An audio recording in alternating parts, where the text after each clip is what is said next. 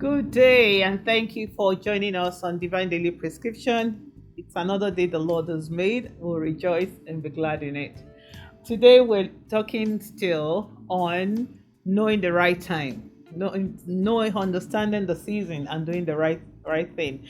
In Ecclesiastes chapter 3, verse 4, the Word of God says, a right time to lament and another to cheer. A right time to lament. To lament is to mourn, to weep, to wail, actually, and another to cheer. When you're cheerful, you're merry, you're happy, you're dancing, you're celebrating. So we need to recognize these times. You dare not go into a house of mourning and then you begin to cheer. You would look and seem like someone who has no understanding of season. A time comes that we have to know, things are not what they seem to be, and so of course it's acceptable for us to be sad and sorrowful, but also God gives us opportunity. Yeah, I love the fact that the way the writer Solomon put it, a right time, which means we must not miss that time. We must really recognize that season to lament,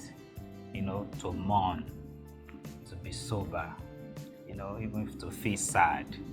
So that time, you must recognize it and you do it. And a time of lamentation is, like you said earlier, it's not a time of cheerfulness, and vice versa. So we must be able to recognize that right time.